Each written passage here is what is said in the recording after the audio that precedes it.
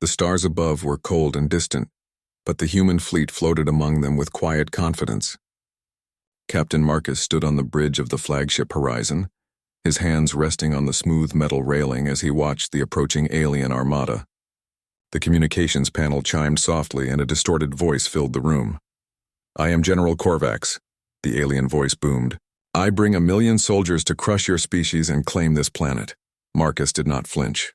He leaned forward slightly, eyes steady on the holographic display of the alien fleet. "Good," he said simply. "I have 1,000,000 targets." The alien officers in the command ship exchanged confused glances. They had not expected such boldness, much less humor, from a species they considered primitive.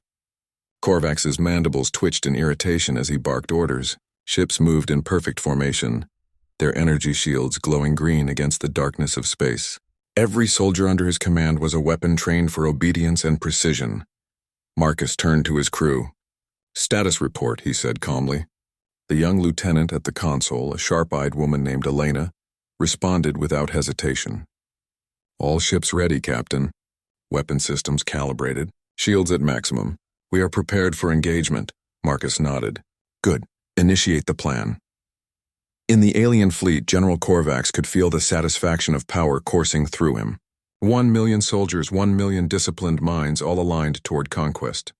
He had crushed worlds with fewer troops than these humans could muster. Yet their defiance irritated him more than it should have. He wanted to end the encounter quickly, to show them the futility of resistance. The first attack came in the form of plasma missiles. They streaked through space with lethal speed, designed to punch through any conventional shield. The human ships waited patiently, holding formation, and then launched their countermeasure. Small drones, no larger than a human child, scattered into the missile's path and disassembled each attack mid-flight. Korvax's eyes narrowed. Such technology was unexpected. Marcus observed the destruction with mild interest. "They think numbers win wars," he said to Elena. "Let's show them strategy matters more." The human fleet moved with precision that seemed almost effortless. Small groups of ships fanned out to flank the aliens while others created decoys that drew enemy fire into empty space. Marcus had not relied solely on weapons or shields. He had relied on human ingenuity and adaptability, qualities that no algorithm or rigid discipline could predict. Korvax gritted his mandibles. "Send in the infantry," he ordered. 1,000,000 soldiers, each encased in advanced exosuits, poured into the orbital drop zones around Earth's cities.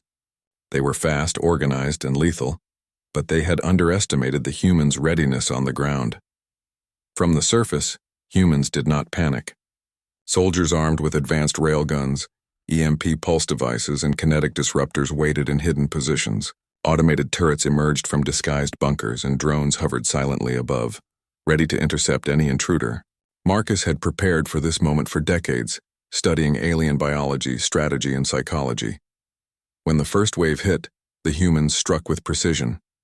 The alien soldiers trained to advance in tight formations were met with concentrated fire that targeted their suits' weak points. Each kill was efficient, each move calculated, and within hours, thousands of alien soldiers were neutralized. Korvax's confidence wavered, a feeling he had never experienced in a battle of conquest. Marcus watched the reports stream in.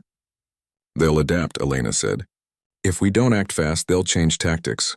"We already have," Marcus replied. He tapped a sequence into the command console. Suddenly, hidden missiles launched from Earth's orbit, targeting alien ships from unexpected angles. Each strike disabled several vessels without loss to human ships. The aliens were powerful, but the humans had mastered the art of unpredictability. Korvax roared in frustration. "They cannot possibly hold against 1,000,000 of us," he muttered. Yet the reports showed that alien losses were mounting. Ships that had survived plasma barrages were now being disabled by human electromagnetic pulses, drones, and precision strikes. The human captain understood something the aliens never would. Victory did not require overwhelming numbers, only cleverness, unity, and adaptability. While Korvax relied on discipline and force, Marcus relied on his crew's ability to think, to improvise, and to turn disadvantage into advantage. On the battlefield, humans executed maneuvers that confused the aliens at every turn. Some ships disguised themselves as wreckage, luring enemy forces into traps. Others launched holographic projections, creating illusions of fleets that did not exist. Korvax's mind struggled to process the chaos, his soldiers faltering as they followed orders that led them into ambushes. "Captain Marcus," Elena said, her voice tense but controlled. "The ground forces report the aliens are attempting to regroup at the central city." Marcus smiled faintly. "Let them come. We've prepared a welcome they'll never forget." In the city, humans had evacuated civilians to safe zones while converting buildings into strongholds. Turrets, defensive mines, and automated drones covered every street. The aliens charged, expecting resistance, but what they found was a calculated killing field. As alien soldiers entered, automated systems struck with deadly precision. Railguns tore through armor, drones disabled their exosuits, and kinetic traps sent them flying through the air. Korvax watched from his command ship, disbelief shadowing his features. How can this be happening?" he whispered. His million troops were not invincible. They were falling, often in groups, to a species they had deemed inferior. Marcus moved to the communication panel. "General Korvax," he said, voice calm and unwavering. "You brought 1,000,000 troops. I brought 1,000,000 targets. Do you see the difference?" The alien general's rage was almost audible through the comm system. "This is impossible," he growled. "We are disciplined. We are powerful. You cannot possibly." "You forget something," Marcus interrupted. "Humans are not predictable. We adapt, we survive, and when we fight with purpose and unity that no number can match." As the battle raged, humans continued to exploit the aliens' weaknesses. Supply lines were cut with surgical precision. Alien ships attempting to retreat were ambushed by fast-moving strike crafts. Every move Korvax made was anticipated, every tactic countered. Humans were patient and strategic, turning every setback into opportunity. By the end of the first week, the alien fleet had suffered catastrophic losses. Hundreds of ships lay in orbit, burning or shattered, while their ground forces were decimated. Korvax's 1,000,000 troops were reduced to a fraction, and morale collapsed. Even the soldiers who survived hesitated, unsure whether obedience was enough to save them. Marcus knew the fight was not yet over, but the outcome was clear. Humans had turned the tide not through sheer force, but through intelligence, ingenuity, and relentless determination. They were small in number compared to the alien horde, but their effectiveness was unparalleled. The final engagement occurred near the orbital station that served as the alien fleet's headquarters. Marcus directed a coordinated strike using every resource available. Drones swarmed from all directions, disabling the station's defenses. Missiles targeted energy generators, rendering shields useless. Railguns fired from orbit, cutting through hulls with surgical precision. In hours, the once mighty stronghold was a ruin. Korvax had no choice but to surrender. His voice was hollow over the comm system. "This cannot be.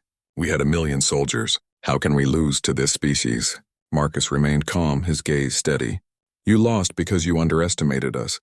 Numbers alone do not win wars. Strategy, unity, and the will to survive do." The alien general paused, as if trying to comprehend what he had witnessed. Then the line went silent. Marcus knew Korvax would live to return to his species, but they would carry the lesson of human resilience.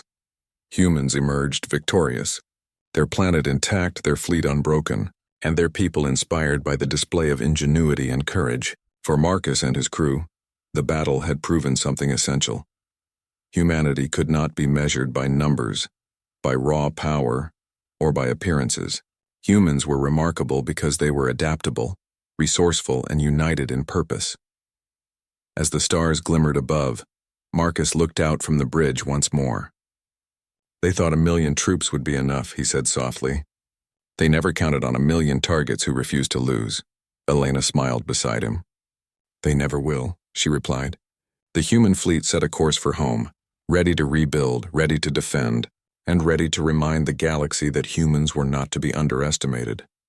In the silence of space, one truth echoed clearly across the void. Humans were not just another species. They were survivors, strategists, and warriors who could face 1,000,000 enemies and still find victory. And any who underestimated them would learn, often too late, the cost of arrogance.